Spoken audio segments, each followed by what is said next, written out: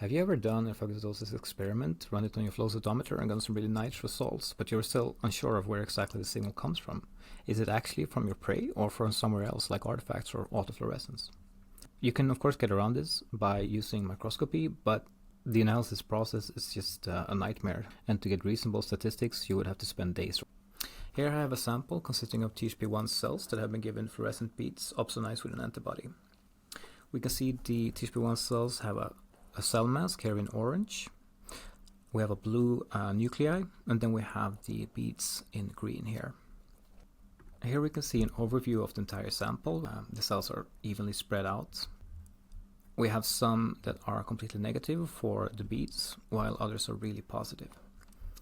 And the amount of beads they have taken up seem to vary a lot between the cells.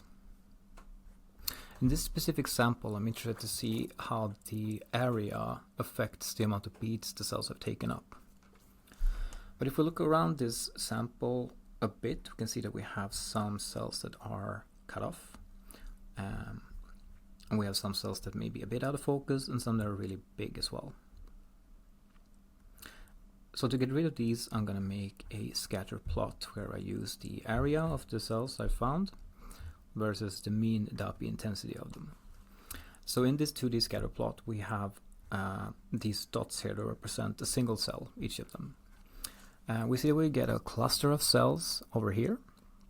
So I'm going to select that using a gate, and that means that only the cells that are within the gate are displayed down here and will be displayed in further 2D scatter plots that I make.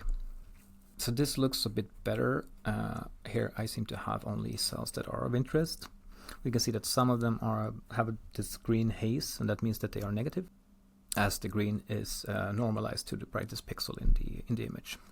Now I just want to look at the positive cells. So I'm going to make another scatter plot where I select the prey sum area, prey being the beads in this case. I'm going to plot that against the prey mean intensity. So we can see that we have what looks like a single cell down here that's negative for beads entirely. But if I select it, I can see that it actually contains 120 cells.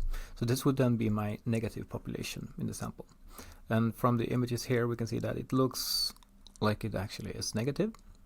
We have some cells where we have beads in proximity, but as they are not attached to or associated with the cell, it's not counted as a positive.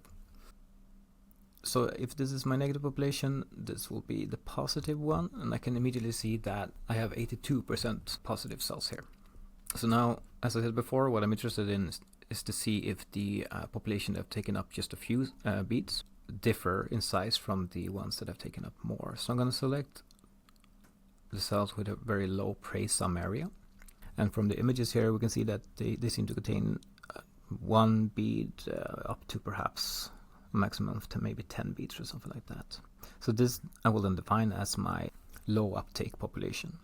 I'm also interested in the distribution of prey mean intensity of this population. So I'm going to make a histogram where I select prey mean intensity. I can see that I have a peak over here, while I have a few cells that have a really high mean intensity here. I'm going to make a table where I select the area. I will also select some other parameters like the mean FITC signal, the prey mean intensity, and the prey sum area. And we can see that the mean area is 183.6 square micrometer.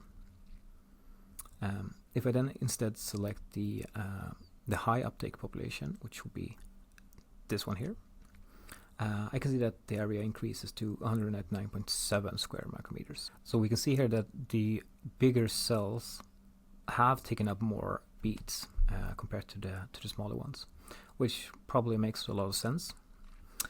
But I'm going to go back to the original population here.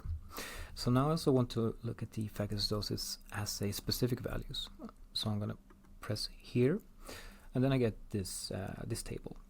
So here I can see the total cell count of the entire experiment. I can see the total prey count as well. And then I have IMOP, which is simply the prey count divided by the total cell count. I also have some specific values for the population that I have selected over here. Here I get total association, which is 19.3%. I get total associated prey area, mean associated prey area, and associated prey signal. And finally, we have something called phagocytosis score, which is simply the total association multiplied by the associated prey signal, which is a good way to normalize values between datasets. So as simple as that, I can get all the important values that I get from flow cytometry. I can verify manually that I am indeed looking at actual beads that are being taken up and not just some autofluorescence or artifacts. I can easily make these specific comparisons that I'm interested in. On top of that, I also get these phagocytosis assay specific results. So I'm going to paste this dataset in one of the comments so that you can explore it for yourself, and perhaps you can find something else that's really interesting in the dataset.